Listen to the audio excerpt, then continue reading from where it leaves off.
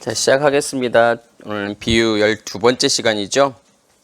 마태복음 18장 21절부터 35절까지 말씀입니다.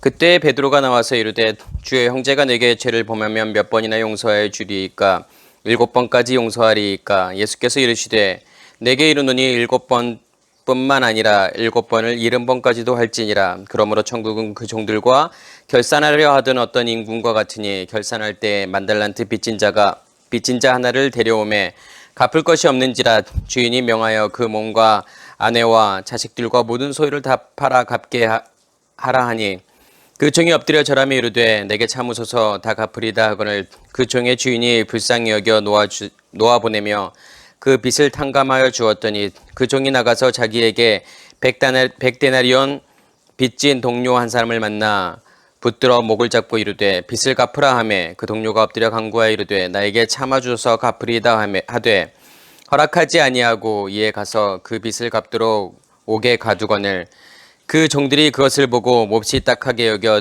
주인에게 가서 그 일을 다 알리니 이에 주인이 그를 불러다가 말하되 악한 종아 내가 빌기에 내가 내 빚을 전부 탕감하여 주었거늘 내가 너를 불쌍히 여김과 같이 너도 내 동료를 불쌍히 여김이 마땅하지 아니하냐 하고 주인이 노하여 그 빚을 다 갚도록 그를 옥졸들에게 넘기니라. 너희가 각각 마음으로부터 형제를 용서하지 아니하면 나의 하늘 아버지께서도 너희에게 이와 같이 하시리라. 아멘. 오늘은 마태복음 18장이죠. 그래서 비유는 제목은 몇 번이나 용서해 줘야 합니까? 라고 제목을 잡았는데 마태복음 18장에 두 가지 질문이 나와요. 첫 번째 어떤 질문이라고요? 천국에서 누가 큽니까? 그 다음에 또 하나의 질문은 몇 번이나 용서해 줘야 됩니까? 그죠? 그러면 뭐냐면 우리가 어떠한 말씀을 이해하기 위해서는 그 앞에 나온 내용들, 그 뒤에 나온 내용들을 다 종합해서 이해하셔야 돼요. 그러면 천국에서 누가 큽니까? 라는 이 질문하고 이거하고 그 다음에 내가 몇 번이나 용서해 줘야 됩니까? 이 용서라는 문제 하고 둘이 뭐냐면 연관이 되어 있다라는 거죠. 그러니까 아무 의미 없이 성경에서는 이렇게 배열하지 않는다라는 거예요. 그러니까 제자들이 예수님께 뭐라고 질문하죠? 천국에서 누가 큽니까? 자, 우리들도 비슷한 생각을 하실 거예요. 예수를 믿는 분들도요. 천국에 가서 내가 어떠한 상태에 있을까? 어떠한 무엇을 내가 소유할까? 천국에 어떠한 자리에 내가 있을까에 사람들이 관심이 많아요. 그래서 뭐 천국 갔다 오신 그런 사람들 그냥 간증 같은 거 들어오면 천국에도 이렇게 계급이 있다고 하죠. 그래서 정말 큰 집에 사는 수만 평 집에 사는 사람들이 있고 진짜 오두막 같은 데 사는 사람들이 있고 그죠? 이렇게 이야기를 하잖아요. 그냥 천국은 그런 개념일까? 정말 크고 어떤 게 천국에서 큰 자일까? 나는 그러한 관심도 제자들도 그런 데 관심이 있었고 그 다음에 지금 예수를 믿고 있는 우리들도 거기에 관심이 있단 말이에요. 과연 궁금하지 않으세요? 어떤 자가 천국에서 큰 자일까? 어떤 자가 천국에서 큰 자죠? 크다는 개념이 뭘까요, 그러면요? 크고 작다라는 개념이. 그러니까 우리가 이해하고 있는 크고 작은 개념은 뭐가 많다, 적다의 어떤 그런 개념들이잖아요. 그렇죠? 그러면 성경도 똑같은 개념일까요? 크다, 작다의 개념이 어떤 지위가 높고 낮음? 아니면 많이 소유하고 덜 소유했던 어떤 그런 개념일까요? 그게요? 예수님께서 답을 주시잖아요. 뭐라고 예수님께서 답을 주시죠? 어린아이를 세워놓고 어린아이와 같이 되지 아니하면 천국에 들어가지 못한다고 했단 말이에요. 그렇죠? 3절에 보면 이르시되 진실로 너희에게 이르노니 너희가 돌이켜 어린아이들과 같이 되지 아니하면 결단코 천국에 들어가지 못하리라. 제가 한번 지난 몇 주 전에 했던 설교에서도 그 말씀을 드렸잖아요. 기억나세요? 왜 어린아이와 같이 되지 않으면 천국에 들어가지 못할까요? 어린아이들이 순진하나요? 겸손하고요? 모르겠어요. 제가 본 어린아이들은 많이 안 순진하고 많이 안 겸손한 것 같던데. 뭐 어른들도 순수한 어른들도 많고 뭐 굳이 어린 아이들이 그렇게 순수하지 않은 어린 아이들도 많고 그러는데 단지 순수하다는 게 어떤 개념인지는 잘 모르겠지만 그건 순수하기 때문에 그랬을까요 지금요? 그럼 순수하면 천국 들어가나요? 그래서 제가 예수님의 비유를 딱 들으면서 우리가 먼저 생각해야 될 건 뭐냐면 지금 모든 비유는 예수님 자신을 이야기하는 거라니까요. 자신에 대한 이야기예요. 왜 그렇게 될 수밖에 없을까요? 예수님 자신이 누구니까? 예수님 자신이 누구예요? 누구로 오신 거예요, 이 땅에? 네, 천국으로 오신 거잖아요. 예수님 자신이 천국이라니까요. 예수님 자신이 천국으로 이 땅에 오신 거예요. 왜 오셨을까요? 이 땅에. 그 개념부터 우리가 확실히 하셔야 돼요. 그 천국을 예수 안에 이 간직되어져 있는 그 천국을 우리에게 넘겨주기 위해서 이 땅에 오신 거란 말이에요. 그래서 하나 천국 그러면은 누구를 떠올려야 되면 예수님 자신이라니까요. 그러면 왜 예수님께서는 어린아이를 지금 비유로 드실까요?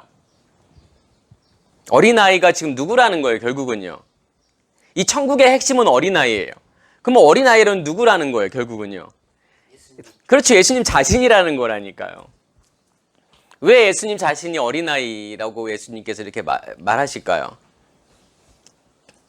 시작이니까. 그러니까 어린아이라고 하는 단어는 헬라어로도 뭐냐면 어떤 것의 시작이에요.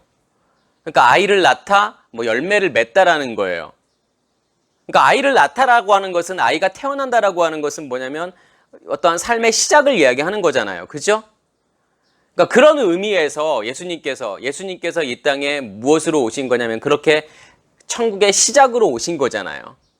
그리고 내가 예수와 함께 십자가의 죽음으로 우리 안에 뭐가 심겨져요? 결국은 예수 그리스도의 생명이 무엇으로 심겨진다고 성경은 말하죠? 겨자씨로 심겨진다고 하잖아요. 근데 겨자씨는 뭐냐면 성경에서 뭐라고 말하냐면 가장 작은 씨라고 이야기를 해요. 실제로는 가장 작은 씨는 아닐 거란 말이에요. 그죠? 더 작은 씨도 존재할 거란 말이에요. 그런데 겨자씨를 향해서 가장 작은 씨라고 이야기한단 말이에요. 그러면 그 겨자씨는 누구를 이야기하는 거냐 이거죠. 예수 그리스도를 이야기하는 거잖아요. 예수의 생명이 예수께서 십자가에서 죽고 그 생명이 내 안에 심겨졌을 때 그것을 성경은 겨자씨라고 이야기하죠. 믿음의 시작이란 말이에요. 그러니까 시작이라고 하는 것은 뭐냐면 없음에서부터 시작인 거잖아요. 아이들이라고 하는 것은 뭐예요? 생명도 마찬가지죠. 없는 상태에서 없음에서부터 새로운 시작을 이야기하는 거잖아요. 그럼 어린아이라고 하는 것은 뭐냐면 가장 작다라는 의미예요. 그죠? 가장 작은 것 그리고 시작. 이게 어린아이의 믿음이란 말이에요. 어린아이란 말이에요. 그래서 예수님께서는 그 어린아이와 같이 되지 아니하면 천국에 들어가지 못해. 다시 말해서 너희가 나와 같이 되지 못하면 다시 말해서 나와 함께 십자가에 죽어서 그 생명이 겨자씨와 같은 그 작은 생명이 너희 안에 심겨지지 못하면 그것은 천국이 아니야 라고 이야기한단 말이에요. 그러니까 천국의 시작이라고 하는 것은 뭐냐면 그 생명이 내 안에 심겨져야 돼요. 겨자씨로 어린아이와 같이.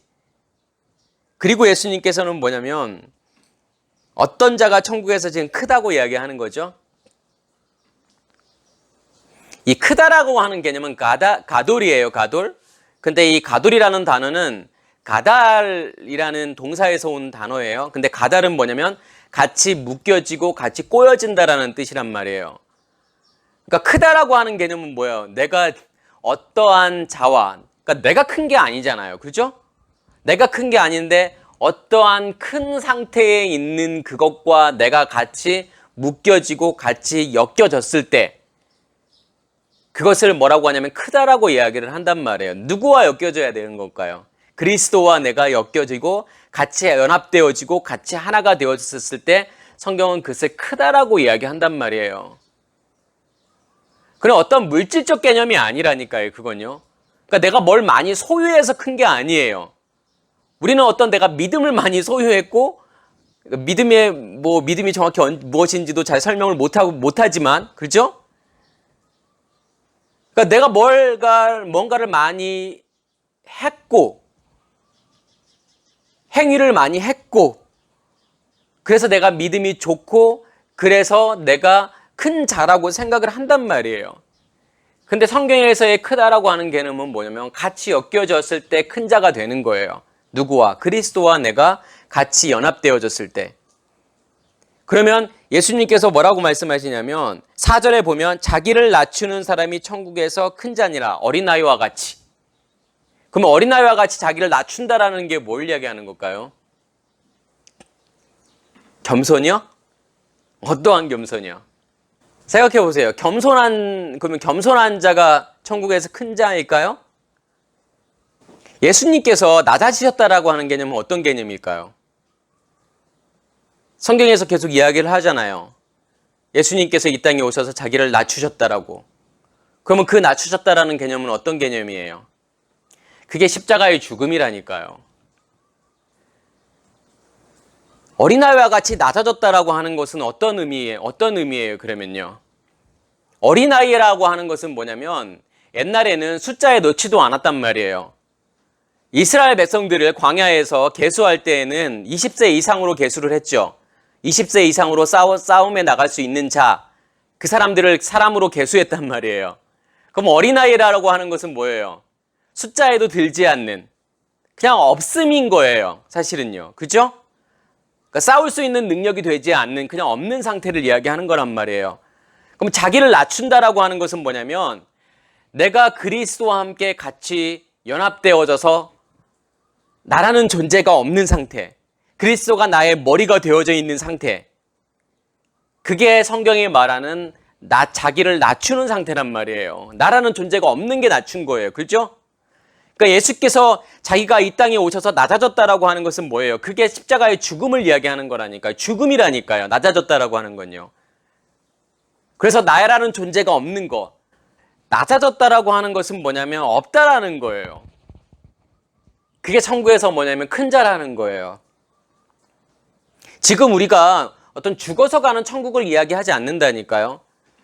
그러니까 천국에서 뭔가를 많이 내가 쌓아놓았다. 내가 여기 이 땅에서 많이 봉사하고 많이 헌금해서 천국에다가 뭔가를 많이 쌓아놓아서 거기서 내가 천국에서 큰 자가 되는 게 아니라, 지금 성경에서 말하는 천국이라는 개념은 뭐냐면 이 땅에서 우리 안에서 어떻게 이루어지느냐예요. 예수 그리스도를 통해서, 그러니까 예수를 통해서 내가 예수와 함께 십자가에 못 박혀 죽음으로 그 생명이 내 안에 심겨졌을 때 그게 천국의 시작이란 말이에요. 그렇죠? 예수 안에 있는 천국이 내 안에 들어온 거예요. 그렇게 천국이 시작이 되는 거고, 내 안에서 천국의 완성은 뭐예요? 내가 그리스도와 같이 묶여지는 거잖아요. 같이 묶여져서 이제 더 이상 나라는 존재가 있지 않는 상태, 나로 살지 않는 상태, 내가 그리스도로 사는 그 상태, 그리스도가 나의 머리가 되는 그 상태가 되었을 때 그게 천국의 완성이란 말이에요. 그게 자기를 낮추는 상태라니까요. 내 자신의 죽음을 이야기하는 거잖아요. 예수 그리스도의 죽음, 그리고 나의 죽음. 그게 천국에서 큰 자란 말이에요. 그러니까 우리가 천국에서 큰 자가 되고 싶다? 그럼 뭘 하셔야 돼요? 열심히 봉사하고 헌금하시고 막 그러셔야 돼요? 그게 천국에서 큰 자가 되는 길인가요, 그게요? 아니잖아요. 내가 죽는 것이, 더 이상 나로 존재하지 않는 것이 천국에서 큰 자라니까요. 그러니까 천국에서 큰 자가 되고 싶길 원하시면 나라는 존재가 살아있으면 안 되는 거예요. 왜냐하면 지금 말씀을 잘 들으셔야 돼요. 천국에서 누가 큰 자이냐를 이해하셔야만이, 지금 이 말씀을 이해하셔야만이, 지금 베드로의 질문, 몇 번이나 용서해 줘야 됩니까에 대한 용서가 어떻게 되어지는지를 이해할 수 있다니까요. 그래서 마태복음 18장에 나오는 두 가지 질문을 이해하셔야 돼요. 천국에서 누가 큰 자입니까? 그 다음에 몇 번이나 용서해 줘야 됩니까? 그러면서 예수님께서 5절에 보면은 또 누구든지 내 이름으로 이런 어린아이 하나를 영접하면 곧 나를 영접함이니. 그게 무슨 말이에요? 계속 보세요. 어린아이를 영접하는 것이 나를 영접하는 거라고 예수님께서 말씀하시잖아요. 그럼 그 어린아이가 누구라는 거예요, 결국은요? 예수님 자신이라는 거잖아요. 그죠? 그러면서 누구든지 나를 믿는 이 작은 자 중에 하나를 실족해 하면 차라리 연자맷돌을 그 목에 달려서 깊은 바다에 빠뜨려지는 것이 나으니라. 그러면 그것이 실족한다라는 것은 어떤 의미가 있어요, 그러면요? 빼앗긴다라는 거잖아요. 잃어버린다라는 거잖아요. 그렇죠? 그러면 그 어린아이 하나, 작은 자 중에 하나를 실족해 한다라는 건 뭐예요? 그 내 안에 있는 간직되어져 있는 그 예수 그리스도의 그 생명, 그 생명을 뭐냐면 빼앗기는 거잖아요. 그죠? 그러니까 그 생명을 뭐냐면 빼앗기지 말아야 된다라고 지금 한 이야기이란 말이에요. 그러면서 예수님께서 지금 뭐라고 이야기를 하세요? 내 손과 발이 범죄하거든 어떻게 해버리라? 찍어내버려라. 네 눈이 범죄하면 어떻게 해라? 뽑아버려라. 갑자기 예수님께서 그 이야기를 하신단 말이에요. 실족하게 하면 안 돼. 네 안에 간직되어져 있는 그 어린아이 가장 작은 상태의 그것을, 그 예수의 생명을 너희가 실족하면 안 돼. 잃어버리면 안 돼. 라고 하면서 그 다음에 지금 네 손과 발을 잘라버리라는 거잖아요. 네 손과 발이 범죄하거든 찍어내버리라. 그리고 눈을 빼버리라고 말씀하신단 말이에요. 그게 뭘 이야기하는 걸까요? 자, 보세요. 예수 그리스도의 생명이 내 안에 심겼어요. 그렇지만 내가 여전히 무엇으로 살아요?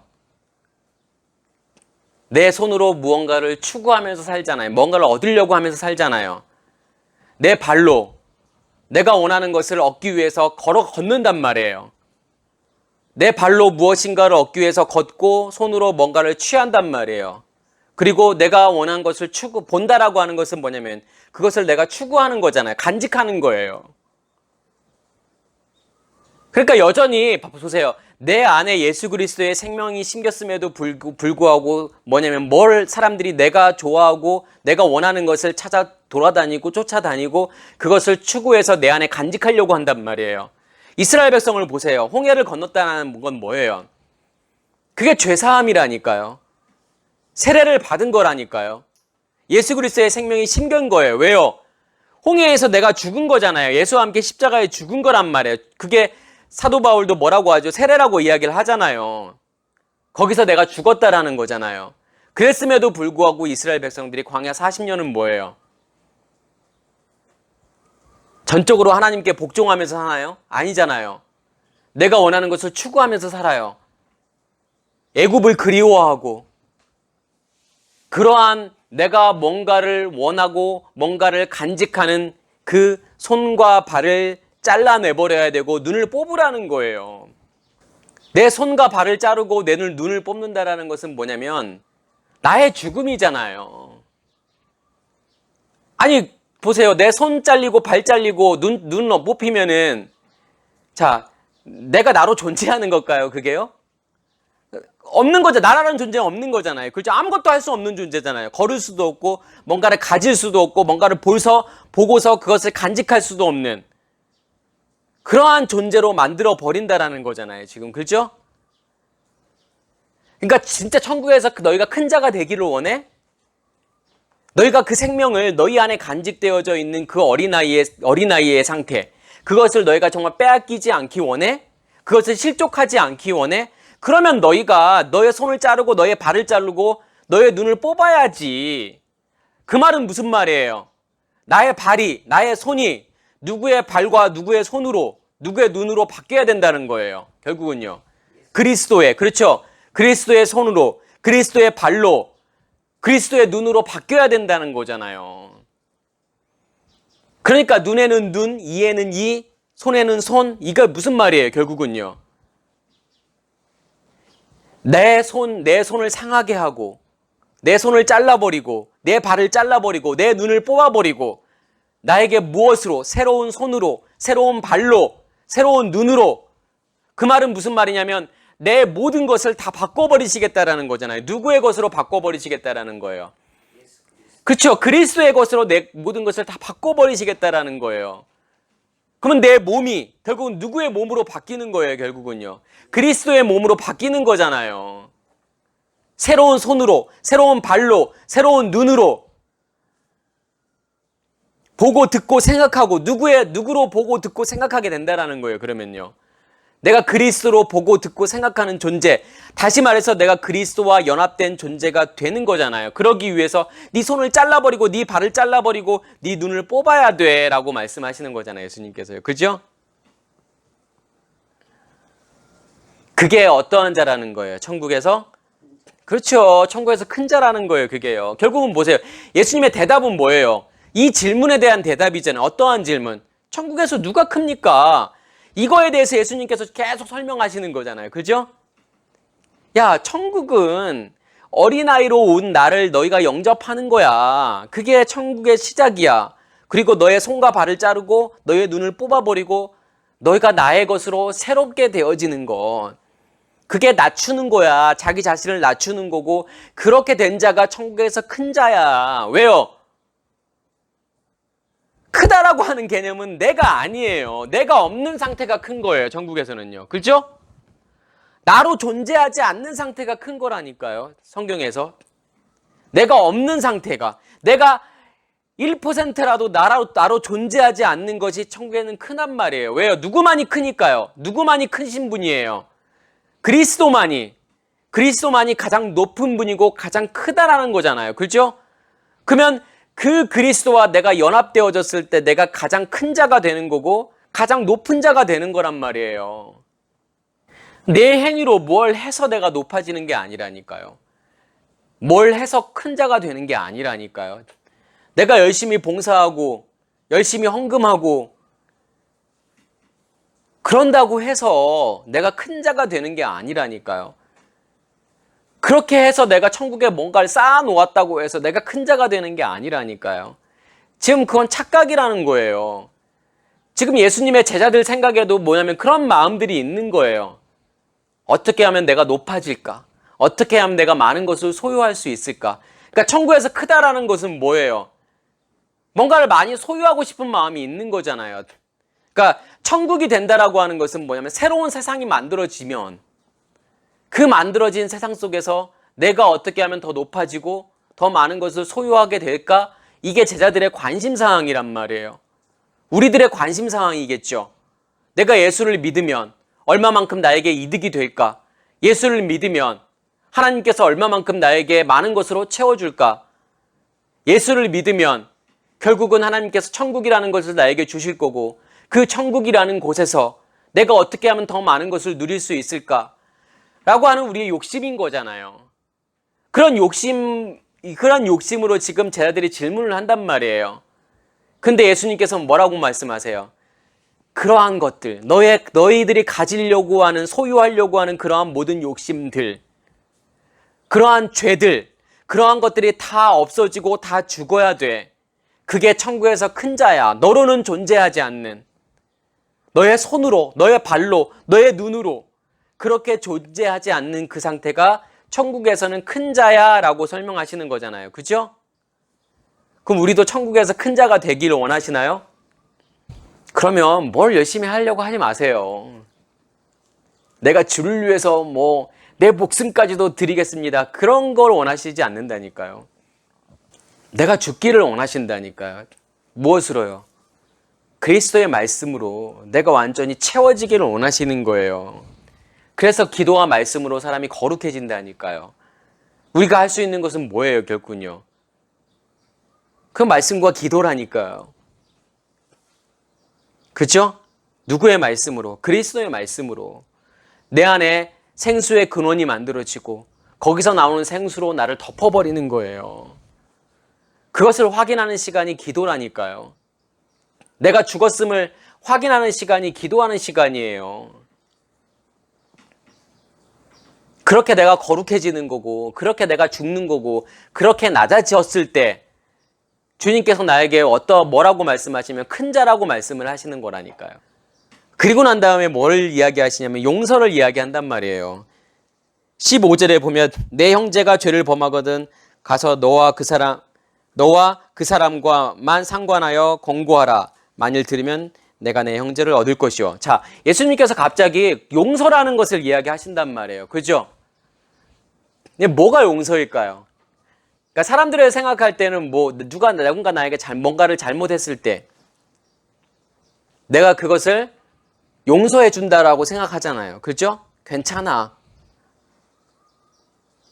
그러면서 지금 어떠한 사람이 나에게 죄를 범했을 때 먼저는 뭘로 용서하라는 거예요? 너로 용서하라는 거예요. 너의 상태로 가서 용서해 주라는 거예요. 근데 그래도 말을 안 들어요. 그럼 어떻게 하라는 거예요? 두세 사람의 증인을 데리고 와서 용서해 주라는 거잖아요. 그죠? 근데 그 두세 사람의 증인도 말을 듣지 않으면 어디에 말하라는 거예요? 교회에 이야기하라는 거잖아요. 먼저는 너로 하고, 그 다음에 그것도 말을 듣지 않으면 두세 증인으로, 그래도 말을 듣지 않으면 교회로. 뭐라는 거예요, 그게요? 결국은요. 너의 상태로 용서를 해주라는 거예요. 근데 용서를 할 수 없는 거예요. 왜요? 가지고 있는 게 없으니까. 용서해 줄 수 있는 그것을 내 안에 가지고 있지 않으니까. 너의 상태로는. 그러니까 너라는 개념은 나와 반대되는 개념이에요. 그죠? 그러니까 나라는 개념은 어떤 개념이에요? 사도 바울이 말하는 나의 나됨은 하나님의 은혜입니다라고 말하잖아요. 그죠? 거기서 나라고 하는 것은 어떤 개념이에요? 내가 하나님과 연합된 존재가 된 나를 이야기하는 거예요. 그것의 반대편이 너라는 거라니까요. 그러니까 너의 상태로 가서 용서를 해주려고 해도 되지 않는다라는 거예요. 권고해도 되지 않는다라니까요. 그러면 두세 증인으로 가라는 건 뭐예요? 그냥 말 그대로 두세 사람 데리고 와서 그 사람에게 권고하라는 걸까요? 그 사람을 책망하라는 걸까요? 어떤 의미예요, 그게요? 그 두세 증인이 말하는 건 어떤 의미일까요? 아버지와 아들과 성령이겠죠. 왜 요한일서 5장에 보면 그 내용이 나온단 말이에요. 나의 상태를 증거하는 그 증거가 셋이 있다라고 이야기를 하잖아요. 어떠한 증거가 있다고 하죠? 두세 증인이 의미하는 것이 뭐냐면 아버지와 아들과 성령이라니까요. 예수 그리스도와 성령이란 말이에요. 그러니까 아버지와 아들과 성령이 의미하는 건 뭐예요? 그게 아브라함의 믿음과 이삭의 믿음과 그게 야곱의 믿음이란 말이에요. 물이잖아요. 말씀이잖아요. 그 말씀으로 내 의식을 깨는 거잖아요. 그죠? 그럼 피는 뭐예요? 내가 예수와 함께 십자가에서 죽었다라는 거잖아요. 죽고 그 생명이 내 안에서 심겨졌다라는 거잖아요. 그래서 피는 생명이잖아요. 그리고 난 다음에 성령이 내 안에 임하시게 되잖아요. 그 셋이 우리의 믿음을 증거한단 말이에요. 우리 안에 믿음이 있음을 증거한단 말이에요. 그 셋의 증거가 있느냐 이거예요. 물의 증거가 있고 피의 증거가 있고 성령의 증거가 우리 안에 실제로 존재하고 있느냐 이거잖아요. 그 상태로 용서해 주라는 거잖아요. 근데 그 상태로 말을 듣지 않으면 무엇으로 용서해 주라는 거예요? 무엇의 상태로? 교회의 상태로. 교회가 어떤 상태인데요? 에클레시아. 그 아버지와 아들과 성령의 증거가 그 세 증거가 하나라. 그러니까 요한 1서 5장에 보면은 그 세 증거가 결국은 뭐라는 거? 하나라는 거잖아요. 그 하나가 되었을 때 그것을 어떠한 증거라고 이야기하죠? 교회라니까요, 그게요. 그게 에클레시아라니까요. 아버지와 아들과 성령이 하나인 그 상태가 교회란 말이에요. 두세 사람의 증인이 그렇게 나누어져 있는 상태인데 그게 하나가 되게 되면 그 셋의 증거가 하나가 되게 되면 그 증거가 뭐의 증거라는 거예요? 교회의 증거라니까요. 그게 교회라니까요. 그래서 교회라는 뜻은 뭐냐면 에클레시아잖아요. 에크라는 단어하고 그 다음에 깔레오는 부르다, 불러내다라는 뜻이란 말이에요. 에크 밖으로. 그러니까 내가 진짜 교회의 상태가 되었을 때 누군가를 밖으로 불러낼 수 있는 거란 말이에요. 그게 교회라니까요. 그러니까 용서라는 건 뭐예요? 너의 상태로 용서해줘? 못한단 말이에요. 그럼 어떠한 상태로? 두세 증인의 상태. 진짜 용서를 해주기 위해서는 어떠한 상태로 가야 된다는 거죠? 교회의 상태로 내가. 그래야 누군가를 향해서 진짜 용서를 줄 수 있다는 거잖아요. 그래서 예수님께서 뭐라고 말씀하세요? 두세 사람이 모인 곳에 내가 너와 함께 할게. 우리는 그걸 중보기도라고 생각하죠. 두세 사람이 같이 모여서 막 열심히 기도하면 하나님께서 모든 소원을 다 들어주신다고 생각하잖아요. 그죠? 지금 그 이야기가 아니라니까요. 지금 예수님이 용서라는 것을 이야기하시잖아요. 용서를 이야기하면서 너로 두세 사람의 증인으로 교회로 가서 용서해 줘. 근데 갑자기 뜬금없이 두세 사람으로 모인 곳에 내가 함께 할 거야. 그 말은 뭐냐면 두세 사람으로 모인 곳이라는 것, 두세 사람으로 모였다라는 건 뭐예요? 두세 사람의 상태로 연합한 거란 말이에요. 그러면 제가 그걸 뭐라고 이야기했지 지금요? 그게 교회라니까요. 그게 에클레시아라니까요. 그렇게 했을 때 내가 누군가를 용서해 줄 수 있다라는 거예요. 지금 두세 사람이 모인 곳에 너희가 무엇을 구하든지 내가 다 들어줄게 라고 하는 것은 뭐냐면 용서를 이야기하는 거란 말이에요, 지금요. 그리고 난 다음에 베드로가 뭐라고 질문해요? 몇 번이나 용서해 줘야 됩니까? 그거에 대한 예수님의 대답은 뭘까요? 예수님이 진짜 하고 싶은 이야기가 무엇인지를 알아야만이 이 1만 달란트 이 빚진 자의 비유가 무슨 뜻인지를 알 수 있다니까요. 베드로가 예수님을 향해서 몇 번이나 용서해 줘야 됩니까? 라고 하는 그 말 속에는 어떤 의미가 포함되어 있을까요? 내가 누군가를 용서해 줄 수 있는 사람이다라고 생각하는 거잖아요. 그렇죠? 내가 누군가를 용서해 줄 수 있는 사람이에요. 근데 그럼 몇 번이나 용서해 주면 되죠? 라고 지금 질문을 하는 거잖아요. 그렇죠? 그 예수님의 대답은 뭐가 돼야 될까요? 아, 네가 진짜 용서해 줄 수 있는 상태야? 네가 정말 에클레시아의 상태야? 네가 두세 증인으로 연합된 그 상태야? 네가 누군가를 용서해 줄 수 있는 그 상태냐를 예수님께서 물어보고 싶으셨겠죠. 그렇죠? 왜냐하면 내가 누군가를 용서해 주려면 어떤 상태가 되어야 되는 거예요? 교회 상태가 되어야 되는 거고 또 어떠한 상태가 되어야 되는 거죠? 낮은 자의 상태가 되어야 되는 거잖아요. 천국에서 큰 자. 지금 이 천국에서 큰 자라는 개념과 용서라는 개념을 같이 연결해서 생각하셔야 된다니까요. 계속요. 그럼 누가 용서해 줄 수 있다라는 거예요? 누가 용서를 줄 수 있다라는 거예요? 천국에서 큰 자가. 천국에서 큰 자라는 것은 낮은 자가. 낮은 자라고 하는 것은 내가 죽은 자가. 나로 존재하지 않는 자가 용서해 줄 수 있다는 거잖아요. 그럼 나로 존재하지 않는 자는 어떤 자예요? 어떠한 상태에 있는 자? 에클레시아, 교회의 상태로 있는 자라는 거잖아요. 그죠? 예수님께서 그걸 이야기하고 싶은 거예요. 야, 네가 용서해 줄 수 있다고? 네가 누군가를 용서해 줄 수 있어? 단 한 사람이라도? 아니, 너는 용서해 줄 수 없어. 왜? 네가 진짜 용서를 받지 못했기 때문에. 네가 천국에서 큰 자가 아니잖아. 네가 교회의 상태가 아니잖아. 근데 누구를 용서해 줄 수 있는데? 라고 말씀을 하고 싶으셨겠죠, 예수님께서요. 그죠? 그러면 이 비유의 내용은 어떤 비유의 내용이 되어야 될까요? 먼저 내가 용서가 되어져야만이. 그죠? 내 안에 용서가 되어지는 상태. 다시 말해서 천국에서의 큰 자, 낮은 자, 교회의 상태가 되어야만이 누군가를 향해서 용서라는 것을 줄 수 있다는 거잖아요. 그렇죠? 거기에서 용서는 뭐냐면 단순하게 어떤 사람의 실수나 잘못을 그냥 없이 해주는 것이 지금 용서가 아니라니까요. 성경에서 말하는 용서라고 하는 것은 뭐냐면 이 사람에게 죄사함을 주는 거예요. 이 사람의 예수 그리스도의 생명을 주는 거라니까요. 그 예수 그리스도의 생명을 줄 수 있는 것이 용서예요. 왜요? 빚진 자란 말이에요. 그 사람은요. 그 빚을 탕감해 줄 수 있는 것이 용서라니까요. 어떻게 탕감해 줄 수 있을까요? 내가 그 빚을 대신 갚아주는 거잖아요. 그죠? 그게 뭐냐면 내가 내 안에 있는 진리를 주는 거란 말이에요. 내 안에 있는 예수를 주는 거란 말이에요. 그게 이 사람의 빚을 탕감해 주는 거예요. 이 사람의 죄를 사해 주는 거라니까요.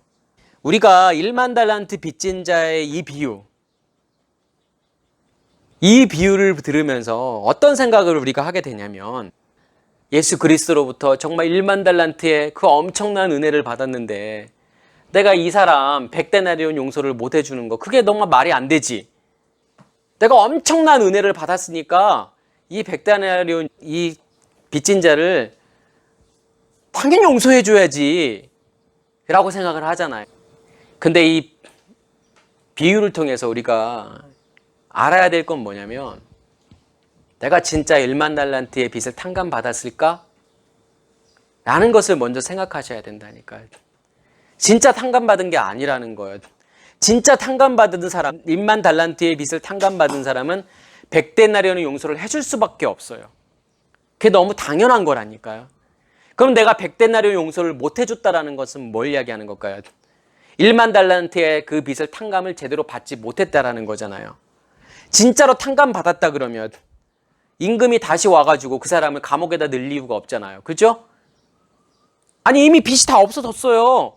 이미 난 다 탕감받았는데 이 100데나리온 받은 사람에게 내가 탕감 안 해줬다고 해서 나를 다시 내가 너 그냥 그 빚 탕감해준 거 무효로 할게. 그렇게 할 수 없는 거잖아요. 그죠? 그러면 1만 달란트의 탕감을 제대로 받아야 된다는 소리잖아요. 어디에서요? 그래서 감옥에 갇히는 거예요. 이 감옥이라는 곳은 어떤 곳이냐면 광야란 말이에요. 나의 겉사람이 죽는 곳이란 말이에요. 나의 겉사람이 죽어야만이 내가 온전한 그 용서를 받아야만이 1만 달란트의 용서를 받아야만이 100데나리온의 용서를 해줄 수 있다니까요. 그러기 위해서 감옥에 갇혀야 된다니까요. 그게 뭘 이야기하는 거냐면 과부의 두 랩돈을 이야기하는 거예요. 산상수훈에서 그 말씀 기억나시죠? 홀이라도 남김없이 다 갚기 전에는 거기서 못 나오는 거란 말이에요. 그 홀이가 뭔데요? 두 랩돈이란 말이에요. 근데 랩돈이라는 게 어떤 뜻이 있어요? 이 랩돈이라는 단어하고 문둥병이라는 단어하고 어원이 같다니까요. 껍질이라는 뜻이란 말이에요. 우리의 껍질이, 우리의 겉사람이 다 없어지고 다 깨어져야 된다니까요. 어디에, 어디 안에서, 감옥에서, 광야라는 곳에서 1세대가 죽어야 된다니까요. 우리의 겉사람이 죽어야 된다니까요. 그래야 우리의 속사람으로 요단을 건너서 가나안 땅으로 들어가게 된다니까요. 그 광야라는 곳은, 그 감옥이라는 곳은 내 겉사람이 죽는 공간이란 말이에요. 내 손이 잘리고 내 팔이 잘리고 내 눈이 뽑히는 곳이 뭐냐면 그 감옥이라는 곳이라니까요. 그 감옥에서 죗값을 다 받아야 된단 말이에요. 1만 달란트의 그 탕감을 받아야 된다니까요. 제대로요. 그러면 누군가에게 내가 100데나리온 용서를 줄 수 있다라는 거예요. 용서는 그거예요. 그러니까 베드로를 향해서 네가 누구를 용서해 줄 수 있다고? 아니, 네가 살아있으면, 너로 존재하고 있으면 아무도 용서해 주지 못해. 7번? 아니, 한 번도 용서해 주지 못한다니까? 그런데 네가 죽으면, 너라는 존재가 없어지게 되면, 네가 진짜 1만 달란트의 빚을 탕감받게 되면 70번씩 7번이라도 용서해 줄 수 있다는 거예요. 그죠? 진짜 용서를 줄 수 있다는 거예요. 내가 죽어야만이, 내가 천국에서 큰 자가 되어야만이, 내가 낮아져야만이, 내가 교회의 상태가 되어야만이, 그러기 위해서 내 안에 그 두세 증거가 있어야 되죠. 그 세 증거가 있어야 된다니까요. 물의 증거, 피의 증거, 성령의 증거. 이 증거가 있을 때만이, 그리고 이 증거가 하나가 되어서 내가 온전히 에클레시아, 교회가 되었을 때, 다시 말해서 1만 달란트의 빚을 탕감받았을 때 누군가를 용서해 줄 수 있다라는 거예요, 지금요. 그죠? 거기에 대한 대답. 천국에서는 누가 큽니까? 몇 번이나 용서해 줘야 됩니까? 이게 둘이 연결이 되잖아요. 그죠? 몇 번이나 용서해 줘야 됩니까? 용서해 주기 위해서는 어떤 자가 되어야 된다? 천국에서 큰 자가 되어야 된다. 큰 자가 되지 못하면, 다시 말해서 내가 그리스도와 연합된 존재가 되지 못하면 누군가를 용서해 줄 수 있다, 없다? 없다. 그죠? 지금 이 비유에서는 그거 이야기하는 거예요.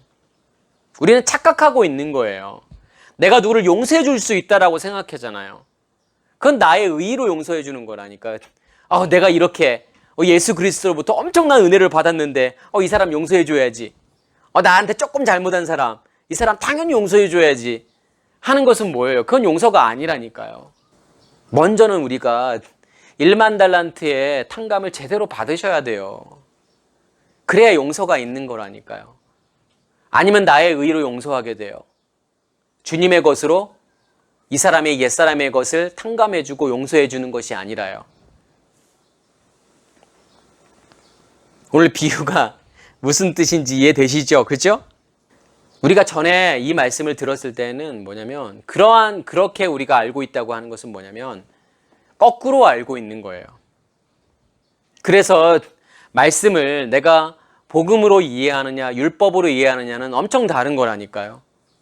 내가 말씀을 율법으로 이해하게 되면 내가 행위로 뭘 하게 되잖아요. 이 사람 용서해 줘야지. 내가 그렇게 큰 은혜를 받았는데 당연히 이 사람 용서해 줘야지. 그건 율법이라니까요.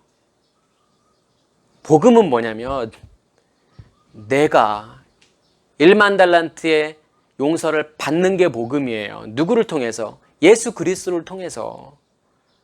예수 그리스도를 통해서 온전히 용서받게 되면 시키지 않아도 그냥 용서가 나간다니까요. 내 안에 있는 용서가 밖으로 흘러나간다니까요. 보세요. 요한계시록 21장에 새 예루살렘 성으로 내가 완성이 되면 그게 1만 달란트의 탕감이에요. 그러면 22장에 생수의 강이 나를 통해서 흘러나가잖아요. 그죠? 그냥 당연한 거라니까. 내 안에 채워지면 나가는 거예요. 채워지지 않았기 때문에 못 나간다니까요. 채워지지 않았기 때문에 나의 의로 용서해 주려고 한단 말이에요. 그런데 주님의 것으로 채워지면 그냥 자연스럽게 밖으로 그게 흘러나간다고요. 이 사실을 정말 깨달으시는 여러분 되길 간절히 소원합니다. 마치겠습니다.